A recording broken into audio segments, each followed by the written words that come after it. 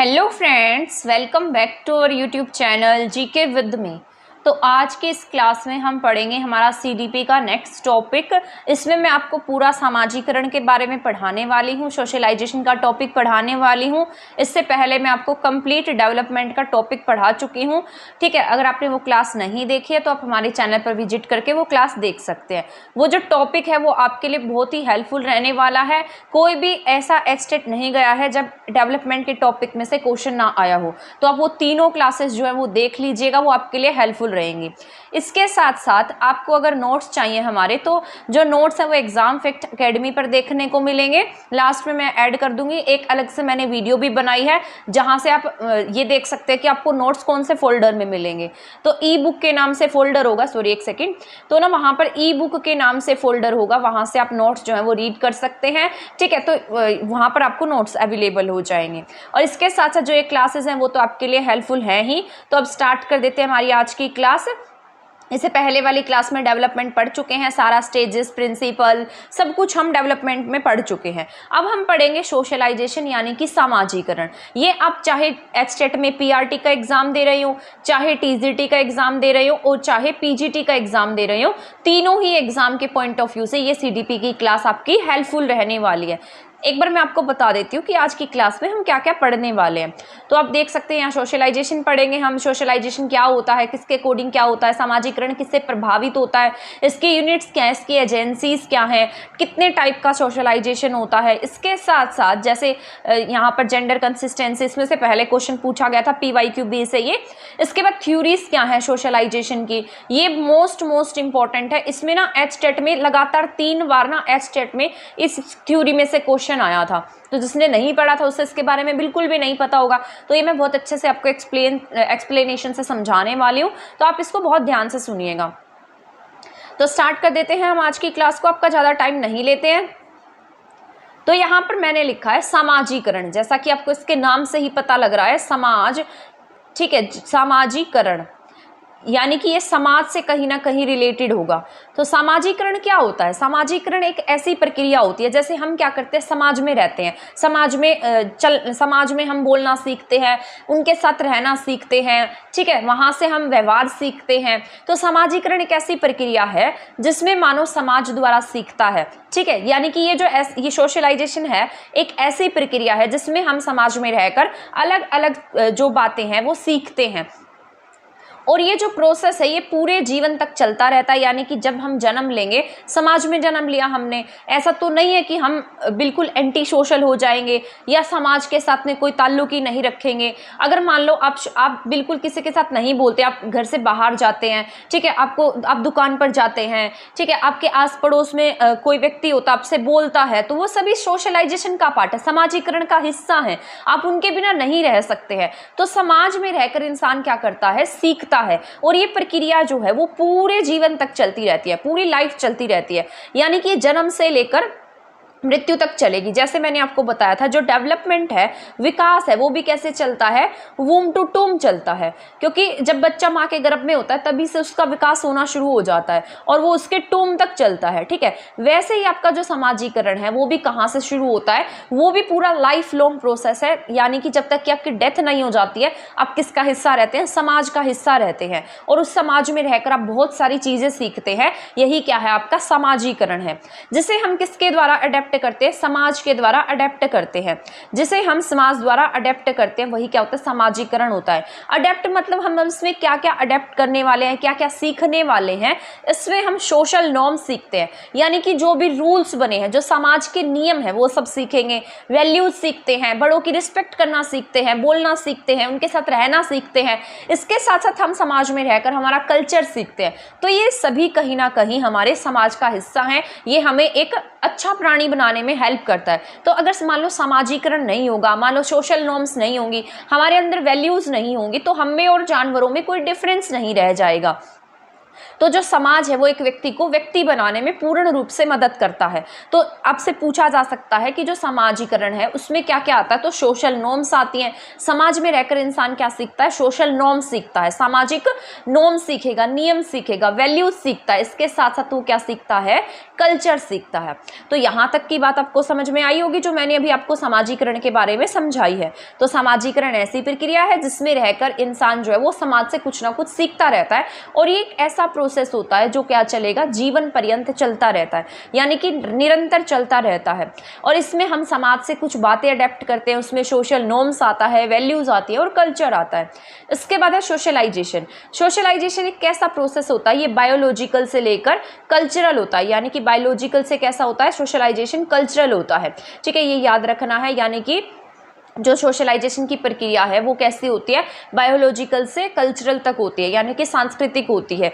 इसके साथ साथ अकॉर्डिंग टू अरस्तु, अरस्तु ने क्या कहा था, man is a social being. तो ये आपसे पूछा जा सकता है कि जो ये स्टेटमेंट है ये किसके द्वारा दी गई है। तो अरस्तु ने क्या कहा कि मानव क्या है, एक सामाजिक प्राणी है, हम क्या है, एक सामाजिक प्राणी है। अब हमें किसी एक ऐसे आइलैंड पर छोड़ दिया जाए जहाँ पर कुछ भी नहीं है, तो क्या हम वहाँ पर रह पाएंगे, वहाँ पर हमारा मन ही नहीं लगेगा। तो हमारा मन तब लगता है जब हमारे आसपास हमें लोग दिखाई देते हैं, हमारी फैमिली दिखाई देती है। मान लो आज हम कोई काम कर रहे हैं, कुछ कमा रहे हैं, पैसे कमा कर ला रहे हैं, तो किस लिए है, कहीं ना कहीं हमारी फैमिली के लिए है, उन लोगों के लिए जिनसे हम प्यार करते हैं। तो वो सब किसके लिए होता है, वो सभी समाजीकरण का हिस्सा हम कह सकते हैं। बाय नेचर हम क्या होते हैं, सोशल होते हैं, हमारा नेचर कैसा होता है, सोशल होता है। बट कई बार ना ऐसी कंडीशन हो जाती है कि इंसान सोशल से हटकर क्या होने लगता है, एंटी सोशल होने लगता है, और वो सब कहीं ना कहीं उसके पीछे कुछ फैक्टर्स काम करते हैं जिसकी वजह से इंसान क्या हो जाता है, एंटी सोशल हो जाता है।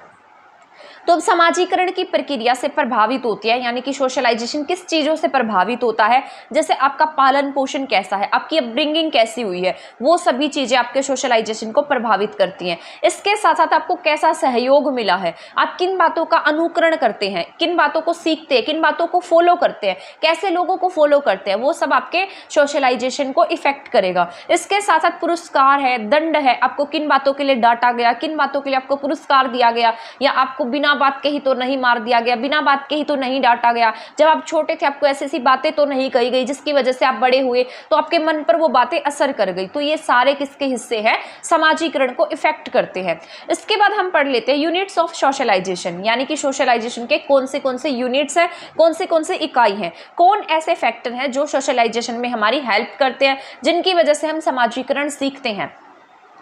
तो इसमें फैमिली आता है, आपको पता है सबसे पहले हम परिवार में जन्म लेते हैं, परिवार के साथ रहते हैं, मिलते जुलते हैं, तो परिवार हमें बहुत सारी चीज़ें सिखाता है। इसके बाद फिर हम समाज में जाते हैं, हमारे आस पड़ोस में जाते हैं, ठीक है, पड़ोस के बच्चों के साथ में खेलते हैं, तो ये सब सोसाइटी हमें सिखाती है। इसके बाद आ जाते हैं टीचर्स, फिर इसके बाद हम स्कूल जाते हैं, स्कूल जाने के बाद हम टीचर से सीखते हैं। इसके बाद आ जाता है मीडिया, फिर न्यूज़पेपर, प्रिंट मीडिया, ये सब बातें आ जाती हैं। तो ये सभी क्या है, यूनिट्स है सोशलाइजेशन की। इसके बाद है बच्चे के समाजीकरण में मुख्यतः दो तरीके की एजेंसीज काम करती हैं। ये एजेंसीज ना मोस्ट इंपॉर्टेंट है, आप डबल स्टार लगा लेना, क्योंकि ये एग्जाम में पूछी जाती है। ये चाहे आपका सीटेट हो, चाहे आपका एचटेट हो, दोनों में ही इक्वली इंपॉर्टेंट रहती है। तो बच्चे के समाजीकरण में मुख्यतः दो एजेंसीज जो हैं वो काम करती हैं। इसमें एक एक्टिव एजेंसी है जहां पर बच्चा सक्रिय रहता है, बच्चे पर जिसका डायरेक्ट प्रभाव पड़ता है, वो क्या होता है, एक्टिव एजेंसी होती है। तो एक्टिव एजेंसी अगर आपसे पूछी जाती है तो वो क्या होती है, एक्टिव एजेंसी वो होगी जिसका आपके ऊपर डायरेक्ट प्रभाव पड़ेगा। तो जैसे आपकी फैमिली है, फैमिली आप घर पर रहते हैं, इसका डायरेक्ट प्रभाव पड़ता है, उनके संपर्क में रहते हैं आप। फ्रेंड्स के साथ भी आप संपर्क में रहते हैं, उनसे बात करते हैं, मिलते जुलते हैं। रिलेटिव से भी आप मिलजुल सकते हैं। स्कूल में भी आप डायरेक्ट आपका इंटरेक्शन होता है। पीयर ग्रुप, जैसे आपके फ्रेंड्स है, पीयर ग्रुप है जो स्कूल में मिलते हैं आपसे, ठीक है, वो सारे क्या है, आपका उनसे डायरेक्ट लिंक होता है, आप उनसे डायरेक्ट बात कर सकते हैं, ठीक है। तो ये सभी क्या होती है, एक्टिव एजेंसीज होती है। तो अब आपसे पूछा जा सकता है कि बताइए इसमें से कौन सा ऐसा है जो एक्टिव एजेंसी नहीं है। तो एक्टिव एजेंसी में वो सभी आते हैं जिनके साथ में आपका डायरेक्ट लिंक है, आप डेली उनसे इंटरेक्ट कर सकते हैं, तो वो सभी क्या होता है, आपका एक्टिव एजेंसी होता है जिसका आपके ऊपर डायरेक्ट प्रभाव पड़ रहा है। इसके बाद है यहाँ पर पैसिव एजेंसी। पैसिव में आती है निष्क्रिय एजेंसी, जिसका बच्चे पर सीधा प्रभाव नहीं पड़ता है, यानी कि इनडायरेक्टली प्रभाव पड़ेगा, जिसके साथ आपका डेली का इंटरेक्शन नहीं है। जैसे पुलिस स्टेशन है, लाइब्रेरी है, रेलवे स्टेशन है, एयरपोर्ट है, ये आपके लिए क्या काम करेंगी? पैसिव एजेंसी का काम करती हैं। तो active agency and passive agency आपको याद रखनी है। एक्टिव एजेंसी में आपकी फैमिली आती है, आपके फ्रेंड्स आते हैं, आपके टीचर्स आते हैं, ठीक है, इसके साथ साथ आपका स्कूल आता है, इसके साथ साथ आपका पीयर ग्रुप आता है। लेकिन अगर हम पैसिव एजेंसी की बात करते हैं तो वहाँ पर police station, library, airport, railway station, ये सब क्या है? पैसिव एजेंसी के हिस्से है। इसके बाद हम बात कर लेते हैं टाइप ऑफ सोशलाइजेशन। ये भी आपका मोस्ट इंपॉर्टेंट है क्योंकि इसमें से भी क्वेश्चन आते हैं। ये जितने मैंने इसमें ऐड किए हैं ना, ये सभी कभी ना कभी किसी न किसी एग्जाम में पूछे गए हैं और ये मोस्ट ऑफ एचटेट में ही देखने को मिलते हैं, साथ साथ सीटेट में भी देखने को मिलते हैं, बट ये आपके एचटेट में आए हुए क्वेश्चन है, इसलिए मैं आपको ये करा रही हूँ। अब हम बात कर लेते हैं टाइप ऑफ सोशलाइजेशन। यहाँ पर कुछ तरीके का सोशलाइजेशन होता है, जैसे प्राइमरी सोशलाइजेशन है और सेकेंडरी सोशलाइजेशन है। जब हमने एचटेट की तैयारी की थी तब केवल हमने ये प्राइमरी एंड सेकेंडरी के बारे में पढ़ा था, बट जब मैंने आगे टीजीटी की प्रिपरेशन की तो मैंने इसको पूरा कंप्लीट पढ़ा था, तो मैंने सोचा ये आपको पढ़ाना चाहिए क्योंकि एचटेट में इसमें से क्वेश्चन आया हुआ है। जैसे रीसोशलाइजेशन हो गया, एंटीसिपेटरी हो गया, तो ये भी आपका इंपॉर्टेंट है। तो यहाँ पर अगर हम प्राइमरी सोशलाइजेशन की बात कर लेते हैं तो इसमें जैसे ये कब होगा? ड्यूरिंग इन्फेंसी एंड चाइल्डहुड होता है। प्राइमरी जो सोशलाइजेशन है जब आप पैदा होते हैं, जब आपका चाइल्डहुड रहता है, वो क्या होता है? Primary socialization. जो आपके फैमिली के अराउंड होगा वो कैसा होता है? आपका प्राइमरी सोशलाइजेशन होता है। उसके बाद आप समाज में मिलते जुलते हैं, स्कूल जाते हैं, वो सब आपके सेकेंडरी में आ जाता है, ठीक है। इसके साथ साथ एंटीसिपेटरी, डेवलपमेंटल है, फिर रीसोशलाइजेशन है। अब हम बात कर लेते हैं एंटीसिपेटरी की। ये जो है ना, ये एंटीसिपेटरी वाला पहले प्रीवियस ईयर में पूछा गया पीवाईक्यू क्वेश्चन है, तो आपको ये ध्यान में रखना है। अब हम बात कर लेते हैं एंटीसिपेटरी की। एंटीसिपेटरी क्या कहता है? हमारा जो बिहेवियर है वो दूसरों को देखकर क्या हो रहा है? चेंज हो रहा है, तो वो क्या हो जाता है? एंटीसिपेटरी होता है। यानी कि जैसे हम पहले थे वैसे नहीं रहे हैं, हम क्या कर रहे हैं? किसी को देखकर चेंज हुए जा रहे हैं। हमारा जो बिहेवियर था वो बिहेवियर नहीं है, वो हम बदल गए हैं उसे देखकर। तो ये कैसा होता है? एंटीसिपेटरी बिहेवियर होता है। इस जिसको मतलब दूसरों को देखकर जो हमारा बिहेवियर है जो चेंज हो जाता है उसे क्या कह देते हैं? एंटीसिपेटरी यहाँ पर बिहेवियर के नाम से जानते हैं, एंटीसिपेटरी सोशलाइजेशन के नाम से जानते हैं। यानी कि जैसे हम नहीं थे वैसे हम बनते जा रहे हैं किसी न किसी कारण की वजह से, कोई ना कोई उसके पीछे रीजन है, तो वो क्या होता है? एंटीसिपेटरी सोशलाइजेशन होता है। इसके बाद डेवलपमेंटल है। डेवलपमेंट में वो सभी आते हैं जिसमें हम क्या सीखते हैं? कोई व्यवहार सीख रहे हैं, कोई वैल्यूज सीख रहे हैं, जिससे हमारा विकास हो रहा है, जिससे हम नॉर्म सीख रहे हैं, कल्चर सीख रहे हैं, कुछ अच्छा सीख रहे हैं, वो क्या होता है? डेवलपमेंटल सोशलाइजेशन होता है। यानी कि जिसमें हमारा कहीं ना कहीं विकास होता है वो हमारा डेवलपमेंटल सोशलाइजेशन है। इसके बाद हम बात कर लेते हैं रीसोशलाइजेशन की। रीसोशलाइजेशन में वो सब आता है, मान लो कोई ऐसा प्राणी है, कोई ऐसा व्यक्ति है जिसने पहले कभी कोई गलत कर दिया था या कुछ अपराध कर दिया था, तो वो क्या हो गया? समाज से हट गया था, उसे समाज का अंग नहीं माना जा रहा था, वो अपने आप को समाज से कटा हुआ मान रहा था, ठीक है। अब उसके मन में कहीं ना कहीं गिल्ट था कि मैंने ये जो भी किया गलत किया है, लेकिन अब वो क्या करने लगा? फिर से ना सही होने लगा, फिर से वो अच्छा बनने लगा, फिर से वो अपने आप में सुधार लाने लगा और वापस से अपने आप को समाज से जोड़ने लगा। तो अब यहाँ पर उसका फिर से क्या हो जाता है? रीसोशलाइजेशन हो जाता है। एंटीसिपेटरी में वो समाज से हटने लगता है, यानी कि उसका जो बिहेवियर है वो वैसा नहीं रहता जैसा पहले था, वो किसी न किसी चीज को देखकर किसी न किसी रीजन की वजह से अपना बिहेवियर चेंज कर रहा था। लेकिन रीसोशलाइजेशन में अपोजिट हो जाता है। पहले वो समाज का अंग था लेकिन उसने कोई ना कोई काम ऐसा कर दिया जिसकी वजह से समाज से वो दूर हटता गया, लेकिन अब फिर से वो क्या हो गया है? अपने रास्ते पर वापस आने लगा है और वो समाज का हिस्सा बनने लगा है। तो यही क्या होता है? रीसोशलाइजेशन होता है। यहाँ पर एक बार हम रीड कर लेते हैं। जब कोई व्यक्ति अपने रास्ते से भटक गया था पर वापस से समाज से जुड़ने लगा तो वही क्या हुआ? रीसोशलाइजेशन हुआ है, ठीक है। यानी कि दोबारा से उसका क्या हो गया? समाजीकरण हो गया। तो ये आपको याद रख लेने हैं, ठीक है। यहाँ पर जो मैंने आपको प्राइमरी सोशलाइजेशन बताया है, प्राइमरी सोशलाइजेशन में क्या आएगा? आपके यहाँ पर ओनली फैमिली आएगी, ठीक है। जब आप फैमिली में होते हैं तो वो आपकी, जैसे पूछ लिया जाए, आपकी माँ, आपका परिवार, आपके दादा, आपके दादी, ग्रैंड मदर, ग्रैंड फादर, ठीक है, आपकी फैमिली, ये सब किसका हिस्सा है? तो आप ये प्राइमरी में काउंट करेंगे। लेकिन अगर आपसे स्कूल पूछा जाए, आस पड़ोस पूछा जाए या बाहर की कोई भी कुछ भी पूछा जाता है तो वो सभी किस में चला जाता है? सेकेंडरी में चला जाता है। तो ये याद रख लेना है। समझ में तो आ रहा है ना आपको जो मैं समझा रही हूँ?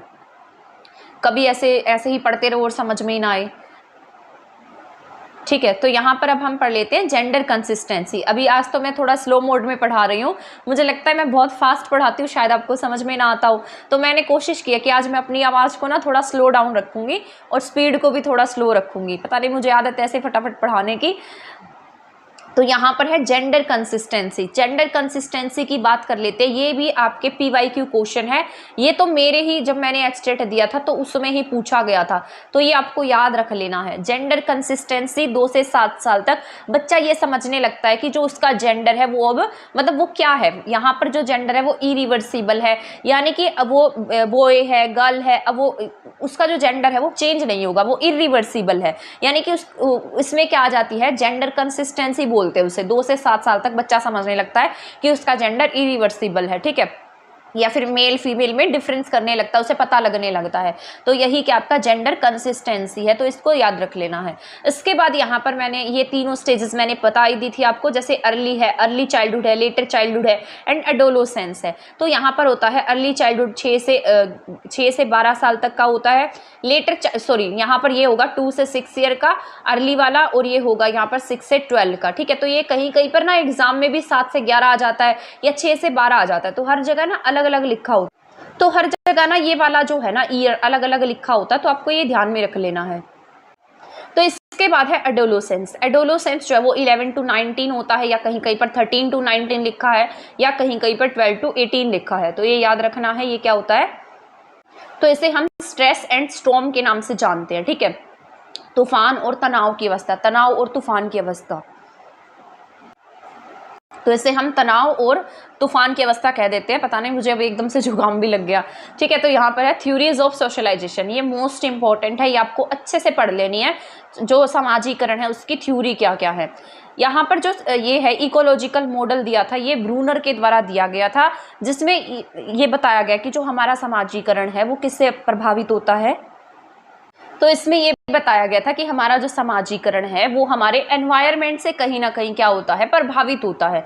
इस थ्योरी में बच्चे का एनवायरनमेंट जो है वो बच्चे की ग्रोथ और डेवलपमेंट की ओर प्रकाश डाला गया है। मतलब इसमें क्या कहा गया, एनवायरनमेंट से रिलेट करके बताया गया है कि एनवायरनमेंट किस तरीके से बच्चे के जो ग्रोथ है, उसकी डेवलपमेंट है, उसको इफेक्ट कर सकता है। ये सारा मैंने आपको एनवायरनमेंट के टॉपिक में डेवलपमेंट के टॉपिक में पढ़ा दिया था। लेकिन ये जो थ्योरी है जिसका नाम क्या है, the ecological model of socialization, ठीक है। तो ये याद रख लेना, कई बार ना थ्योरीज के नाम ही पूछ लिए जाते हैं, तो अगर मान लो हमने नहीं पढ़े होते तो हम उसे टिक नहीं कर पाते हैं। तो यहाँ पर थ्योरी का नाम है इकोलॉजिकल मॉडल। ये किसने दिया था, ब्रूनर ने दिया था।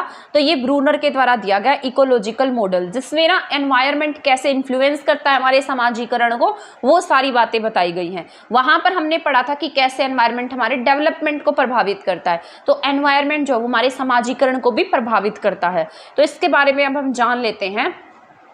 ये थ्योरी है, इसमें इसको आप याद रखेंगे MMEMC से, MME फिर MC, ठीक है, MMEMC, micro, meso, exo and then यहाँ पर है जैसे मैक्रो एंड यहाँ पर है क्रोमोसिस्टम। तो ये आपको याद रखना है, ठीक है। ये मैंने ना ऐसे बना दिया है, जैसे ये सबसे छोटे वाला सर्कल होगा, फिर इससे बड़ा सर्कल है, एंड देन ये सबसे बाहर वाले को हम क्या कहते हैं, एक्सो सिस्टम के नाम से जानते हैं, जो बाहरी तरीके से हमें इफेक्ट करता है। अब यहाँ पर जो माइक्रो है ना, सूक्ष्म वाला, यानी कि जिससे हम डायरेक्ट लिंक में रहते हैं, जो हमारे आसपास होता रहता है, वो माइक्रो में काउंट किया गया है। इसके बाद मीजो, जो रिलेट करके बताएगा, जो दो चीजों को इंटरलिंक करेगा, वो किस में आता है, मीजो में आता है। इसके बाद है एक्सो सिस्टम, जो बाहरी होता है। ये ना एग्जाम में पूछा गया था, PYQ है, ये मोस्ट इंपॉर्टेंट है, 2 बार लगातार क्वेश्चन आया था इसमें से। तो ये मीजो माइक्रो अगर आप नहीं पढ़ के जाएंगे तो आप इसे गलत कर देंगे, इसको जरूर से जरूर पढ़कर जाना है। तो यहाँ पर मैंने लिखा है माइक्रो। माइक्रो क्या होता है, ये सूक्ष्म होता है, यानी कि हिंदी में बोल देते हैं माइक्रो। आपसे पूछा जाएगा कि बताइए इसमें से कौन सा ऐसा है जो किसका हिस्सा है, या ऐसे पूछ लेगा कि बताइए अगर एक बच्चा है जिसके पेरेंट्स का क्या हो गया, ट्रांसफर हो गया है, तो कौन से सिस्टम में आएगा। तो ऐसे आपने अगर नहीं पढ़ा होगा तो आपको नहीं पता होगा, क्योंकि ना ऐसे क्वेश्चन पूछे जाते हैं, पहले पूछे भी गए हैं, इसलिए मैं आपको ये करा रही हूँ। और इसको ना आप डबल स्टार लगा लेना, इस थ्योरी को, सोशलाइजेशन की थ्योरी है जो, ये वैसे तो पूरा टॉपिक ही इंपॉर्टेंट है शुरू से लेकर एंड तक का जो मैंने आपको पढ़ाया है, बट ये थ्योरी भी आपकी उतनी ही इंपॉर्टेंट है। कभी ये समझो कि गोला सा क्या है, इसको तो पढ़ने की नीड ही नहीं है, हम नहीं पढ़ते हैं, ये आपका इक्वली इंपॉर्टेंट रहने वाला है। तो यहाँ पर मैं आपको करा देती हूँ। अब यहाँ पर है जैसे ये माइक्रो है, माइक्रो में क्या आता है, ये ना जो माइक्रो है, सूक्ष्म है, ये डायरेक्ट बच्चे पर प्रभाव डालता है। जैसे वो एक्टिव एजेंसी वाला था, वो क्या कर रहा था, डायरेक्ट बच्चे को प्रभावित कर रहा था, जिसके साथ में बच्चा डेली इंटरेक्शन में था, डेली उसके साथ में इंटरेक्शन कर रहा था, मिलजुल रहा था। तो वो सारी चीजें किस में रखी गई हैं, माइक्रो में रखी गई हैं। तो माइक्रो एक्टिव एजेंसी भी कह सकते हैं। एक्टिव एजेंसी के जितने भी एजेंसी वाले हैं वो सब किस में आएंगे, माइक्रो में आएंगे, यानी कि सूक्ष्म में आएंगे। तो यहाँ पर जो है ये डायरेक्ट क्या करता है, बच्चे पर प्रभाव डालता है। जैसे हमारी फैमिली है, हमारे ऊपर डायरेक्ट प्रभाव पड़ेगा क्योंकि हम इसमें डेली मिलते जुलते हैं। इसके बाद जैसे हमारा फ्रेंड सर्कल है, उसके साथ भी हम डेली मिलते जुलते हैं। जैसे हमारा होम है, घर है, हमारा स्कूल है, हॉस्पिटल है, ये सब किस में आ जाते हैं, डायरेक्ट हम पर क्या करते हैं, प्रभाव डालते हैं। तो माइक्रो में क्या आता है, हमारी होम आता है, हमारा फैमिली आती है, हमारा स्कूल आता है, ये सब क्या करते हैं, हम पर डायरेक्ट इन्फ्लुएंस करते हैं, हमें डायरेक्ट प्रभावित करते हैं। इसके बाद जैसे अब यहाँ पर मैंने सेकंड नंबर पर लिखा है, तो माइक्रो हो गया ये। इसके बाद यहाँ पर है मीजो। मीजो है ये होगा आपका ये रिलेटेड होगा कम्युनिटी के बाहर। जैसे मान लो पीटीएम है, अब कोई भी बच्चा है वो स्कूल जाता है, ठीक है, यहाँ पर स्कूल, यहाँ पर फैमिली होगी और यहाँ पर क्या है, यहाँ पर स्कूल लगा लो, ठीक है। तो पीटीएम में क्या होता है, पेरेंट्स टीचर मीटिंग होती है, इसको हम जानते हैं ना, पेरेंट्स टीचर मीटिंग, यानी कि पेरेंट्स और टीचर आपस में क्या कर रहे हैं, कनेक्टेड हो रहे हैं। अब उन्हें जोड़ने का काम कौन कर रहा है, जैसे एक स्कूल और एक यहाँ पर क्या जुड़ रहा है, फैमिली से बच्चा जुड़ रहा है। होम और स्कूल के बीच में क्या है, यहाँ पर रिलेशन बताया गया है, कनेक्ट किया गया है। तो यही क्या है, किस में आ जाता है, मीजो में आ जाता है। तो यहाँ पर पीटीएम इसका बेस्ट एग्जाम्पल होगा। जब दो के बीच में जब रिलेशन बताया जाए, दो को आपस में जोड़ा जाए, तो वो क्या हो जाता है, यहाँ पर मीजो हो जाता है। जैसे यहाँ पर पीटीएम इसका बेस्ट एग्जांपल है। जब बाहर कम्युनिटी से रिलेटेड हो जाता है तो क्या हो जाता है, मीजो हो जाता है। तो यहाँ पर ये दोनों ही, जैसे मैंने आपको बताया था, होम, फैमिली एंड स्कूल। यहाँ पर जो होम है, होम किसमें है, यहाँ पर होम हमारा माइक्रो है और यहाँ पर स्कूल भी माइक्रो है। लेकिन ये दोनों आपस में ही जब जुड़ रहे हैं तो इसे हम किसका नाम दे देते हैं, मीजो का नाम दे देते हैं, ठीक है। तो ऐसे याद रख लेना है। अब मान लो होम है, होम से हम हॉस्पिटल में जा रहे हैं, तो ये दोनों ही किस में आ रहे हैं, वैसे माइक्रो में आ रहे हैं। लेकिन हम होम से हमारा रिलेशन किसके साथ हो गया, हॉस्पिटल के साथ में हम लिंक हो गए, तो ये किस में जाएगा, मीजो में जाएगा, ठीक है। जब ये दोनों ही दो कम्युनिटी आपस में लिंक करती हैं तो किस में जाती है, मीजो में जाती है। अब होम एक कम्युनिटी है, इसके साथ साथ हॉस्पिटल एक कम्युनिटी है। अब ये दोनों लिंक करेंगे तो किस में जाएंगे, मीजो में जाएंगी। वैसे ही आपका होम और स्कूल है, पेरेंट्स टीचर मीटिंग है, होम और स्कूल दो कम्युनिटी हैं और दोनों आपस में लिंक कर रही हैं, तो किस में जाती हैं, मीजो में जाती हैं, ठीक है। वो कहीं ना कहीं हमें इफेक्ट करती है, हमें प्रभावित कर रही हैं। तो ये सब किस में, माइक्रो में सिंगल वाला आएगा, मीजो में जब दो कम्युनिटी आपस में मिलती हैं तो वो मीजो में जाएगा। आई होप यहाँ तक का समझ में आ गया होगा जो मैंने समझाया है। इसके बाद हम बात कर लेते हैं थर्ड नंबर की, एक्सोसिस्टम की। जो ये एक्सोसिस्टम है ये हमें ना इनडायरेक्टली इन्फ्लुएंस करेगा, डायरेक्ट हमें इन्फ्लुएंस नहीं करता है।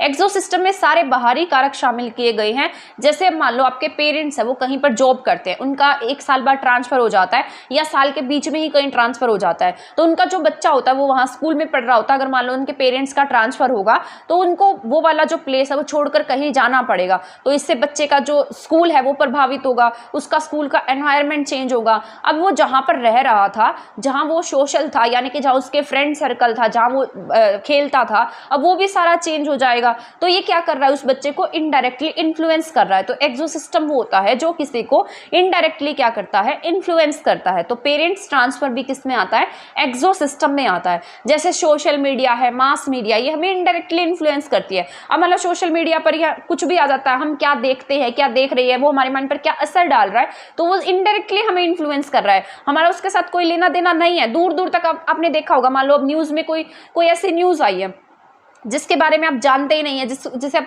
मतलब जिसके बारे में आप नोन नहीं है, लेकिन कोई ऐसी किसी मध्य प्रदेश की न्यूज़ आ जाती है या हिमाचल की न्यूज़ आ जाती है, कहीं की भी न्यूज़ आ जाती है, तो कहीं ना कहीं आप उससे क्या होते हैं, प्रभावित होते हैं। आपके माइंड पर वो कहीं ना कहीं कुछ असर छोड़ती है। मान लो अच्छी न्यूज़ होगी, कुछ इंस्पिरेशनल होगा, तब भी आपको इफेक्ट करेगी। मान लो अगर कुछ बुरी न्यूज़ है, कोई ऐसी न्यूज़ है जिससे आप डिस्टर्ब हो गए हैं, तो वो आपके माइंड पर इन्फ्लुएंस कर रही है। तो ये सभी कारक क्या करते हैं, इनडायरेक्टली इन्फ्लुएंस करते हैं। इसके साथ साथ जैसे पेरेंट रिलेशन है, तो पेरेंट, अब आपने देखा होगा कि आप कई घर ऐसे होते हैं जहां पर उनके पेरेंट्स के बीच में आपस में लड़ाई होती रहती है, तो वो बच्चे को इफेक्ट करेगा, ठीक है, इनडायरेक्टली इन्फ्लुएंस कर रहा है वो बच्चे को। तो ये सब किस में रखे गए हैं, एक्सोसिस्टम में रखे गए हैं। अब किसी के पेरेंट्स अलग हो गए, उनका डाइवोर्स हो गया, तो दोनों अलग रहते, तो उसका इफेक्ट किस पर देखने को मिलेगा, बच्चे पर देखने को मिलेगा। तो ये सब किस में आते हैं, सारे फैक्टर एक्सोसिस्टम में आते हैं। आई होप ये समझ में आया होगा आपको एक्सोसिस्टम वाला।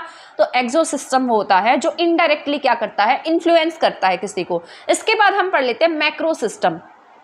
मैक्रो वो होता है जिसका दायरा जो है ना वो बहुत बड़ा होता है, जैसे कल्चर है, कंट्री है, ये इनका दायरा बड़ा है, हर कंट्री का कल्चर अलग है, हर कंट्री के जो नॉर्म्स हैं, वैल्यूज हैं वो अलग अलग हैं। तो मैक्रो को बड़े स्तर पर देखा जाता है जिसका दायरा जो है वो बड़ा होता है। जैसे इसमें डेवलप्ड कंट्रीज आती हैं और साथ साथ इसमें डेवलपिंग कंट्रीज। जैसे डेवलप्ड कंट्री में रहते हैं तो आपका कल्चर अलग होगा, डेवलपिंग कंट्री में रहते हैं तो आपका कल्चर अलग होगा। तो मैक्रो में यही आता है, मैक्रो में आपका कल्चर आता है, आपकी कंट्री आती है। तो आपसे मान लो एग्जाम में कल्चर कंट्री से रिलेटेड कुछ पूछा जाता है तो आप क्या टिक करेंगे, मैक्रो टिक करेंगे, जिसका दायरा क्या है, बहुत बड़ा है।